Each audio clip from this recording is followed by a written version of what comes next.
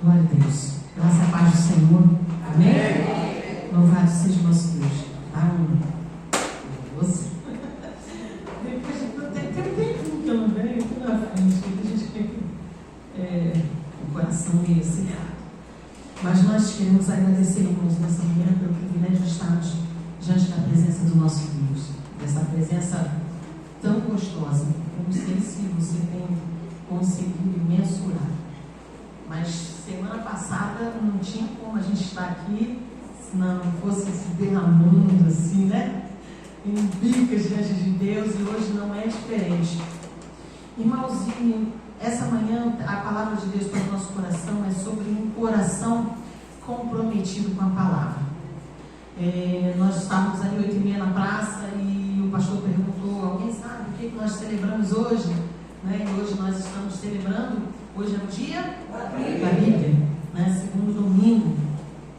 Nós louvamos a Deus por esse dia. Essa data, ela aconteceu, né, sua primeira vez em 1549, lá na Grã-Bretanha, por um bispo. E ele fez um pedidozinho, ele incluiu essa data no livro de orações do rei Eduardo VI, com o propósito de que juntos todos pudessem interceder em favor da leitura da palavra. E a gente fica assim, ainda é necessário nós orarmos? Nós temos um dia dedicado neste propósito para a leitura, para a oração da palavra? E nós entendemos que sim. Porque se tem um momento difícil na nossa vida, é o momento da leitura da palavra. Irmãos, parece que acontece tudo, dá um sono, dá uma canseira, alguma coisa acontece, o telefone toca, aquele vizinho que grita, cachorro que late, tudo. Aquele momento que você quer estar ali, focado, prestando, recebendo, se alimentando, parece que acontece de tudo, né? Então esse dia, nós estamos adorando ao Senhor, e eu queria muito que tivesse verdadeiramente esse livro aqui. Ele diz, esse livro aqui é a edição especial do Novo Testamento da Sociedade Bíblica do Brasil, e ela, esse ano, o tema foi sobre a paz, e deixo com vocês a paz. E essa Sociedade Bíblica tratou especificamente desse livro, que é o livro da paz. É o livro da paz. E aí a gente até providenciou esse material, foi para dia 2 de novembro, que acabamos não conseguindo ir para o cemitério fazer o trabalho evangelístico, mas glória a Deus, ele está aqui, tem serventia para o ano inteiro. E, irmãos, um coração comprometido com a palavra é um coração que, independente das circunstâncias, dos problemas, das lutas, das adversidades, ele está em paz. Ele está em paz. E aí, a gente tem na palavra um homem que estava vivendo uma situação completamente difícil, né? Seu povo, sua história, né? Estava assim, num tempo bem complicado, mas que mesmo diante de tudo que ele estava vivendo, era um homem que a gente viu comprometido com essa palavra, um homem que estava em paz. Se eu fosse perguntar, a gente ia um monte de nome, mas eu gostaria que você abrisse o livro de Esdras, capítulo 7. Este é um homem que tem uma história bem interessante. Ele é do povo de Israel, ele é servo de Deus, e seu povo está na Babilônia. Um povo que está vivendo aqueles 70 anos de exílio, sofrimento, escravidão. Não era escravidão acorrentados, amarrados, porque eles foram para lá para casar, para trabalhar, para construir, para edificar, mas eram escravos numa terra diferente. Não era sua casa, não era sua parentela. Israel estava destruído, estava acabado, Jerusalém estava acabada, pegando fogo, muro destruído, tudo arruinado. E agora, este homem está lá com esse povo, e agora começa a liberação. Deus começa a usar um rei, e ele vem agora autorizando o retorno desse povo para Jerusalém, para sua casa.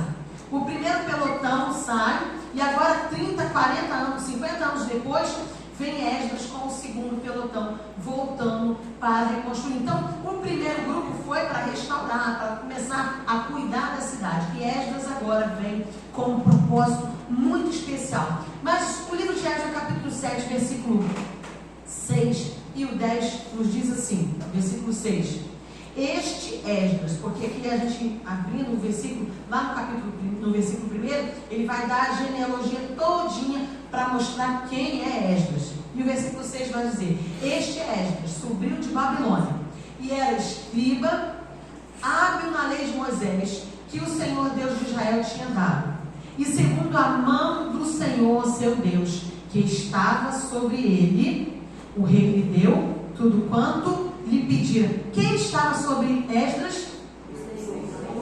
Quem, irmãos? A mão do Senhor. A minha Bíblia diz que a boa mão do Senhor estava sobre Esdras e o rei lhe deu tudo quanto ele precisava. E aí o versículo 10 vai nos dizer: porque Esdras tinha preparado o seu coração para buscar a lei do Senhor e para cumpri-la e para ensinar a Israel os seus estatutos e os seus juízos. Vamos repetir? Porque Esdras tinha preparado o seu coração para buscar a lei do Senhor e para cumpri-la e para ensinar a Israel os seus estatutos e os seus juízos. Então, o Salmo 126 ele vai nos dizer assim: quando Israel saiu, estávamos como nos sonhos. Esdras está vivendo esse momento. Ele está desfrutando desse momento. Estou indo para casa. A gente pode fazer a viagem que for, mas não tem coisa melhor do que a gente abrir a porta e fazer assim em casa. Não tem. Pode ser a melhor viagem, no melhor hotel, no melhor lugar, mas não tem a melhor coisa que você abrir a porta e fazer assim: estou em casa. Pronto. Aqui é meu espaço. É meu. Aqui eu deito e levanto a porta. Quando eu abro, eu fecho, eu escuto, eu abaixo, eu abro a janela, fecho. É meu. É minha casa. Não tem lugar melhor. E por mais que o povo de Israel, por mais que esse povo Esdras, todo aquele exército que estava voltando, por mais que eles estivessem sendo muito bem tratados, com bons trabalhos, com boas funções, né? Não foi, a gente pensa que foi todo aquele povo muito miserável, não. O batalhão que foi, irmãos, foi de gente preparada, de gente capacitada, de gente para trabalhar. Ficou para trás aqueles velhos, cansados, doentes, de povo que já não tinha muita força, não tinha mais muita condição de fazer muita coisa. Esses foram ficando para trás e foram sendo dispersos. Quem foi para a Babilônia foi o povo de trabalho, foi o povo jovem. Tanto que a gente vai ter Daniel, a gente vai ter é porque a gente não quer falar saudade, porque é o nome deles, né? Então, era gente boa, era braço bom. E agora esse povo está retornando. Mas tinha algo muito sério. Esse povo estava voltando para casa, depois de 70 anos de exílio. E o que aconteceu com o povo de Israel quando eles foram para o Egito? Aquele processo todo da saída do Egito foi o quê? Foi Deus tratando, lapidando, transformando, tirando o Egito de dentro de Israel. Agora, o povo de Israel está voltando para casa. Não é mais o Egito, mas é Babilônia. E esse povo está corrompido, o sacerdócio está totalmente destruído, os próprios sacerdotes estavam vivendo em pecado, casamentos mistos que Deus tinha falado que não era para acontecer, com pessoas idólatras, e não era de um casamento, a gente está falando de 2, 3, poligamia. A gente está falando de coisas muito sérias, uma quebra de aliança muito grande com Deus. E as consequências do nosso afastamento, dessa quebra de aliança com Deus, pode ter certeza que não vai ser bom. Qualquer quebra de aliança é complicado.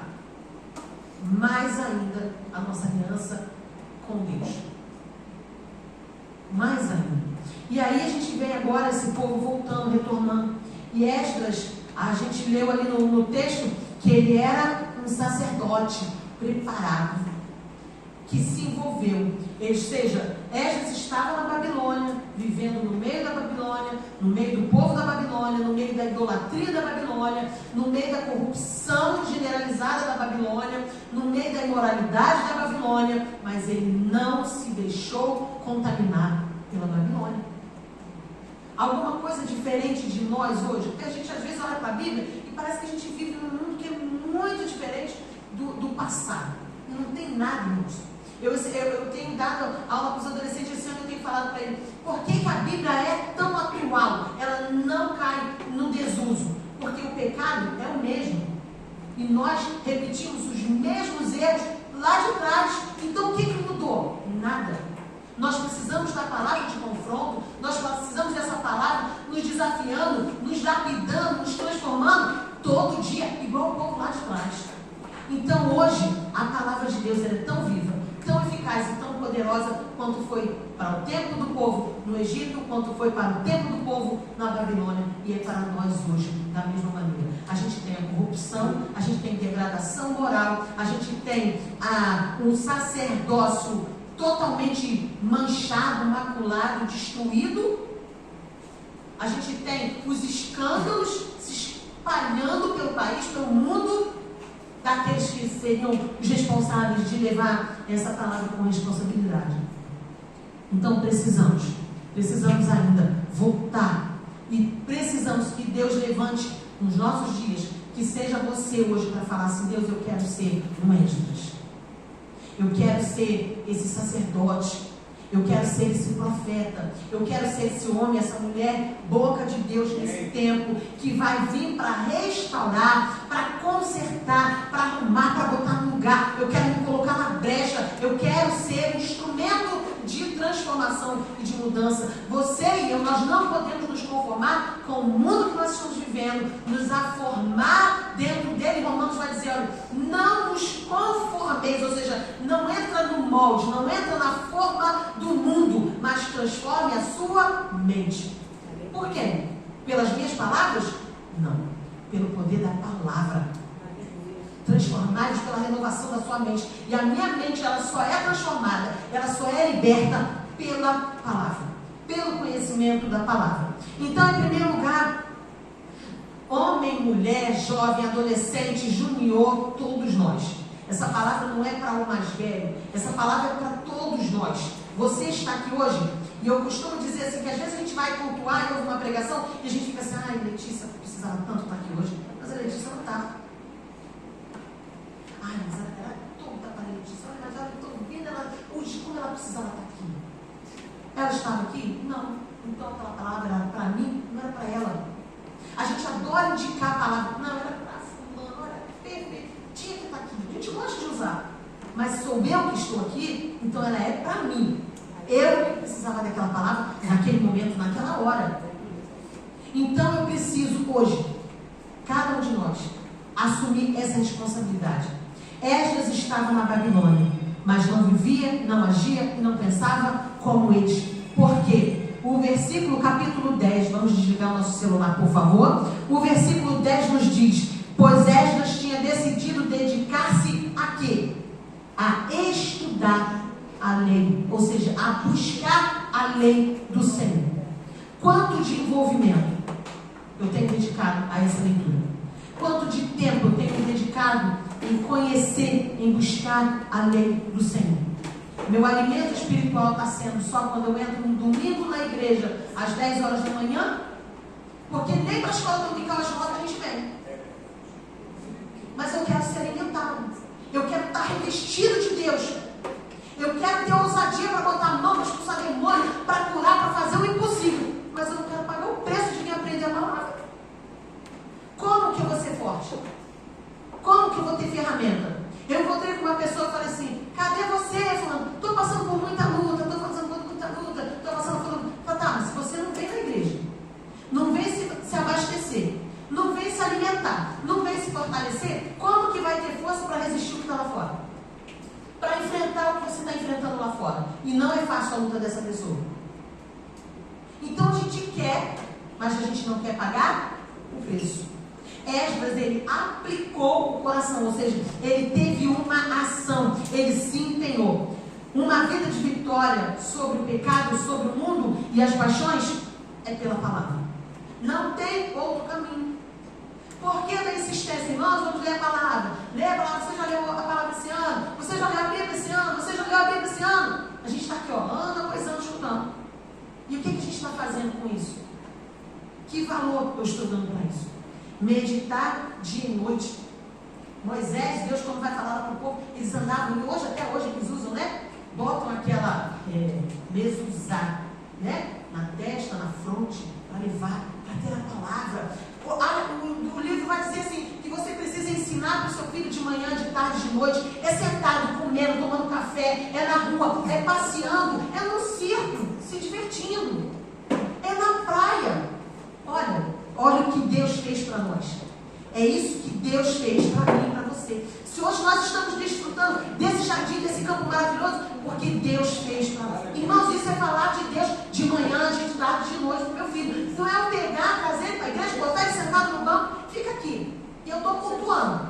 Meu filho está quebrando barraco dentro da igreja. Aí quando está velho, eu vou dizer assim, eu levei ele para a igreja a vida inteira.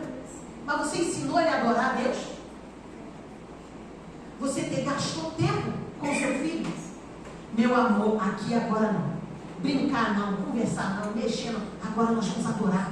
Se nós não ensinamos ele a valorizar, a gente vai ensinar adulto? Não vai.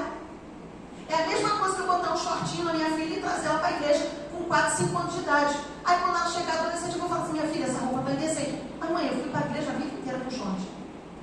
Aí agora adulta eu não vou mais de short? Está vendo as conexões? É lá. É lá nisso, irmãos, é base. É construção. Não me envolver, não me conformar. Eu preciso estar lutando. É ação, é todo dia. É todo dia. Todo dia. Se revista de Deus e de tudo aquilo que Ele deixou para você. Esdras queria mais de Deus e para isso ele preparou o seu coração. Ou seja, preparou a sua mente com os ensinos da palavra. E para isso é preciso o quê? Disciplina, vigilância, envolvimento. Preparar é um verbo, não é verbo? Verbo é o quê? Ação. Precisa falar mais alguma coisa? Não. É uma ação. Que ação eu estou dando? Eu estou tendo com relação à palavra? Ele se envolveu, ele buscou, ele dedicava tempo, ele parava, ele lia, ele estudava, ele pesquisava. Não estou entendendo isso. A Marli fala isso sempre. Marli fala isso todo, escola dominical. Marli sempre fala, eu amo escola dominical. Irmãos, poucos amam escola dominical. Quero ter uma vida vitoriosa, mas eu não vou para a escola dominical. Ah, não, já acordo cedo a semana inteira. Meu domingo, se eu posso chegar às 10, eu vou chegar às 9 para aqui. É mais meia hora de sono na minha cama. Há uma ação. Eu levantei. Deus, eu vou acordar. Vou botar o despertador. Vou fazer. Vou pagar um preço. Preparar significa fazer alguma coisa. E era isso que acontecia com Esdras. Ele estava olhando a situação, observando tudo que estava acontecendo e pensando se valia a pena ou não compactuar com aquele sistema. Esdras não era mais um robô no meio da multidão. Ele sabia o que ele queria de Deus. Ele sabia o que Deus tinha para ele. Por que ele sabia? Se ele estava no exílio, se ele estava como escravo, numa terra idólatra, porque ele não deixou de meditar na palavra. Porque ele se dedicou à palavra. Porque ele mergulhou na palavra. Por isso que ele teve ferramenta para resistir às tentações e às ciladas e armadilhas da Babilônia. Porque ele estudava, ele meditava. Preparar a mente o leva além, a sonhar alto, a ambicionar o melhor de Deus e a ver a sua terra restaurada e o seu povo livre. Deus, a sua promessa, ele foi estudar a Torá, ele era mestre, ele foi se informar. Opa, a Torá me diz que nós vamos, mas que Deus vai nos tirar, que vai dar vitória, que a gente vai sair, que aqui não é minha terra, aqui não é minha casa, eu estou aqui de passagem, a minha terra o Senhor já me deu, eu vou voltar para casa, eu vou ver o meu povo restaurado, eu vou ver a edificação do altar, eu vou ver o povo novamente prostrado, servindo a Deus. Ele sonhou alto. Por quê? Porque ele tinha a ferramenta da palavra. Ele não ia sonhar, ele não ia ambicionar o melhor de Deus para o seu povo, nem para ele, se ele não conhecesse as promessas de Deus para ele e para o seu povo. E hoje nós precisamos viver dentro dessas promessas, buscando essas promessas para a minha vida. Está difícil? Olha para a palavra. Está complicado? Olha para ela. Vai buscar a ferramenta que você precisa. Está nela. É na palavra do Senhor. Então, segundo, ele primeiro buscou conhecer, aplicar o seu coração. Segundo, para que você tem preparado o seu coração? Hoje a gente quer ser popular. Hoje a gente quer ser conhecido. Hoje a gente quer ser curtido. É uma necessidade estratosférica. Se eu postei uma coisa, ninguém conferiu. Se ninguém curtiu. Se ninguém botou um dedinho. Se ninguém botou um coraçãozinho. Aí eu passo o dia naquela ansiedade. Meu Deus, só 5? Só 5? Meu Deus. Aí no dia que deu 100, caramba, hoje deu 100. Meu envolvimento está nisso? É isso que eu estou buscando? Eu estou preparando meu coração para ser aceito? A palavra de Deus diz para mim que a história é bem diferente. Que a gente vai ser odiado. Que nós vamos ser perseguidos. Isso é uma palavra de derrota para um domingo de manhã, Raquel? Não, isso é o que a palavra de Deus diz. Mas a palavra também me diz que Ele vai estar comigo em todos estes momentos. Glória a Deus. Vão me odiar, vão me apontar o dedo, vão me caluniar, vão me chamar de antiquado, bitolado, cafona. Você está fora da realidade, mas Deus está comigo. Aleluia. É isso que me importa? Estamos nos preparando, nos movendo, nos envolvendo para viver o melhor de Deus? Onde está a nossa motivação? Esdras tinha uma motivação: conhecer, praticar e ensinar a palavra. Ele não apenas quis conhecer para saber, por saber. Ele quis saber, conhecer, se alimentar, se fortalecer, para fazer agora o quê? Apontar o dedo para o outro? Não. Ele aprendeu para ele primeiro viver aquilo que ele estava ouvindo. E aprendeu. Ele pratica, as pessoas estão observando. Esdras é diferente. Esdras não se mistura. Não fala como a gente, não come como a gente, não está no mesmo espaço que a gente. Não se conforma com o que a gente está fazendo. Está brigando, está reclamando, está confrontando. A palavra essa semana, domingo e quarta-feira, foi sobre esse confronto. E aí? Mas ele agora fala assim: agora eu estou vivendo. E agora eu posso chegar. Vem cá, Vitor. Vem cá, Bela. Vamos conversar? Olha, a palavra de Deus diz assim, assim, assim. É isso, é isso, é isso. Nós precisamos. Vamos dar as mãos? Vamos servir? Vamos fazer? Eu não posso dar aquilo que eu não tenho. Aí chega alguém do meu lado: fulano, você tem uma palavra de Deus para mim?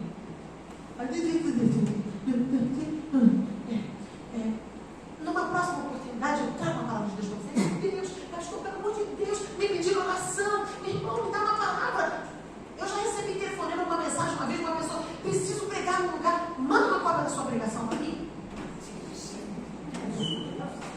Cristão, velho de igreja, já fizeram isso comigo, com meu irmão. Tem uma palavra boa aí de Deus? Me empresta uma cópia do seu sermão? Se você ler a palavra, você tem o que dar. Se você ler a palavra, quando uma pessoa encostar do seu lado doente, você vai ter uma palavra para dar. Se tem uma pessoa triste, você vai ter uma palavra para dar. Se tem alguém em alegria, numa data de celebração, você vai ter uma palavra para dar, porque você tem ferramenta. Agora eu vou viver encostado no outro. Eu preciso receber, me abastecer. O primeiro princípio quando a gente entra no avião é o quê? Quando a aeromoça vai dar todas as instruções antes do voo partir, ela vai nos dizer: olha só, vai cair uma máscara. Primeiro você faz o quê? Coloca no seu vizinho? Não. Primeiro em você. Agora você tem condição de ajudar. Eu não posso dar o que eu não tenho. E o mundo Romanos capítulo 8 vai dizer assim, que o mundo aguarda com expectativa a manifestação dos filhos de Deus. Aleluia. O mundo está gritando, pedindo socorro. E a igreja tem o que para dar? Não, eu só vou no diácono, no pastor e no presbítero. E o professor de escola dominical, porque eles vão ter o que dar. Mas eu não. Olha, a gente vai fazer um culto no lar. Pelo amor de Deus, uma vez uma pessoa assim, casca velha de igreja, virou para mim, olha, vamos lá na visita, né? Uma casa, irmãos, 5 pessoas que estar presente. Pelo amor de Deus, você fala, porque eu não sei o que falar. Como que eu não sei o que falar, irmãos? O que Jesus fez na cruz do Calvário? O que a Bíblia diz que ele veio fazer? Como que você não tem o que dar? Como não temos o que dar? O que Cristo fez por mim? O que ele fez por você? Nós não temos o que dar? A gente está esperando mais o quê? Mais o quê? Para receber, para dar, para viver essa palavra. Eu não posso dar, então eu preciso me preocupar em me aplicar, receber, viver, testemunhar na minha vida e agora ensinar. E terceiro, a sua motivação, os seus projetos, os seus sonhos, tem espaço para projetos em favor do reino ou são apenas projetos pessoais? Se dentro da minha busca por sonhos e conquistas eu não tenho espaço para um compromisso em povoar o céu, então minha motivação está errada. Porque a Bíblia diz que tudo é dele, por ele e para ele. Deus quer que eu tenha uma vida bem-sucedida? Sim. Deus quer que eu tenha uma vida próspera? Sim. Deus quer que eu conquiste meus sonhos? Sim. Seja onde for. Seja no esporte, seja no meu trabalho, seja enfim, aonde você sonhar, Deus tem o melhor. E Ele quer fazer esse sonho se tornar real. Mas a gente fica assim, não, quando eu for mais velho, deixa os irmãos mais velhos da igreja. Jovem, deixa eu falar uma coisa para você, e adolescente. Se o seu sonho estiver em aliança com o sonho de Deus, se o seu compromisso estiver em aliança com Deus, pode ter certeza que tudo que você colocar não vai dar certo. Vai dar certo. Não faz porque está fazendo com o pastor, porque seu pai vem para a igreja, é o pastor, é o diácono, é o obreiro. Não.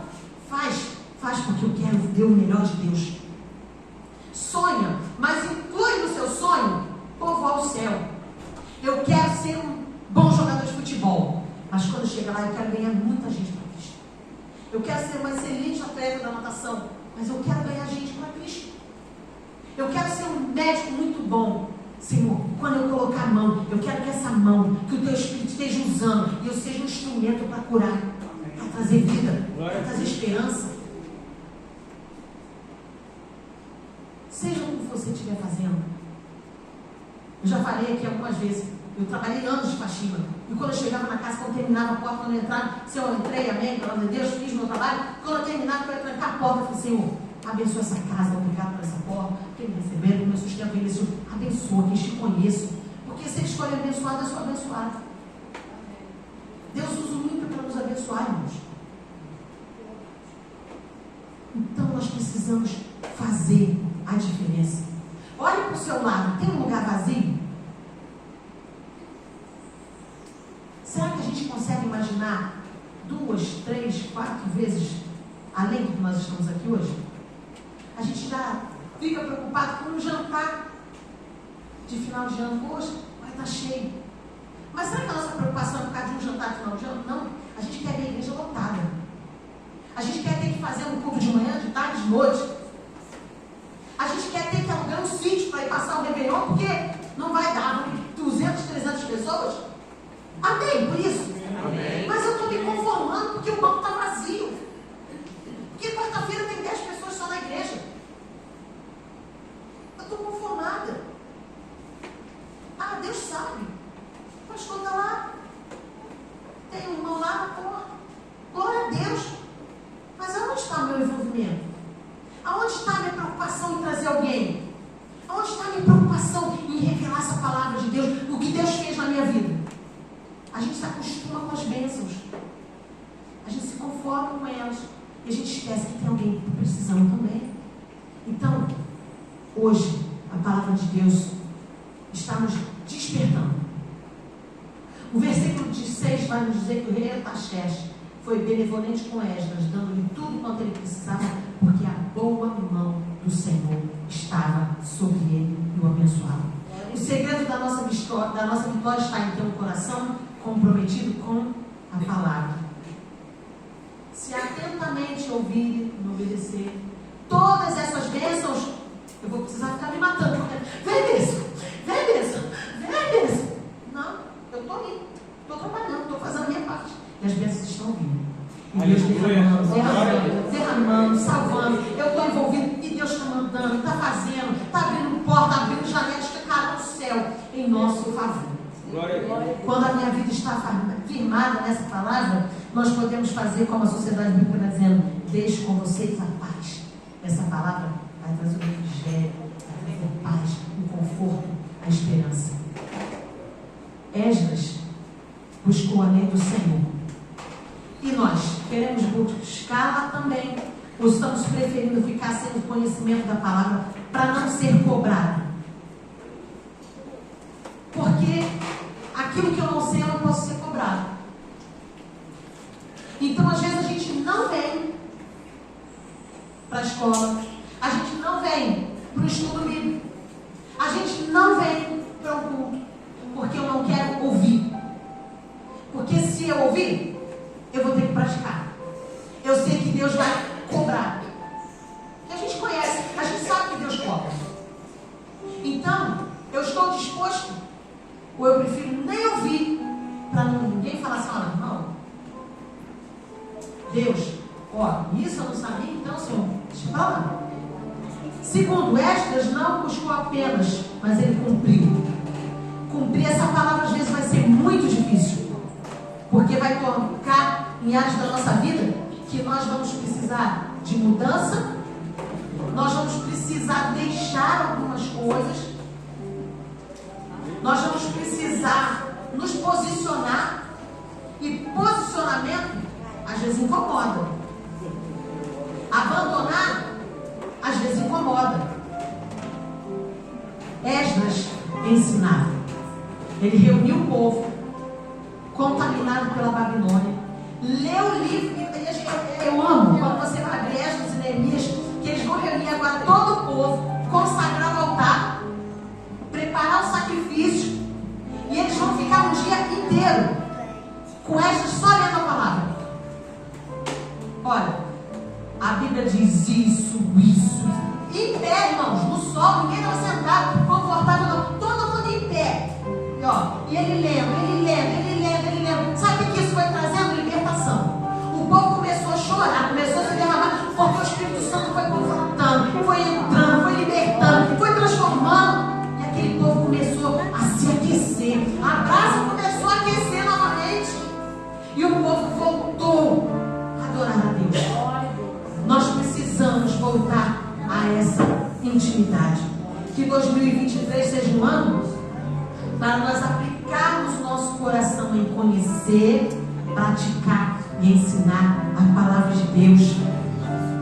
E crer que todas as demais coisas virão ao seu encontro.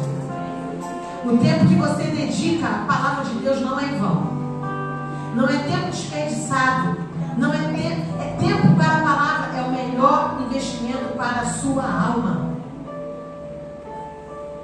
É o melhor investimento. Que possamos fazer um desafio esse ano. Alguns irmãos leram a palavra inteira.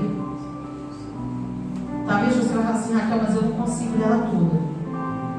Em 2 anos, talvez. Mas assim, de uma vez só, um ano. Começa pelo Novo Testamento, mas se posiciona. Até abril, até, sei lá, março, maio. Deus, eu quero ler o Novo Testamento. Se empenha. Não é para os adultos, é para todos nós, jovens, juniores, adolescentes, crianças. Vamos ler a Bíblia.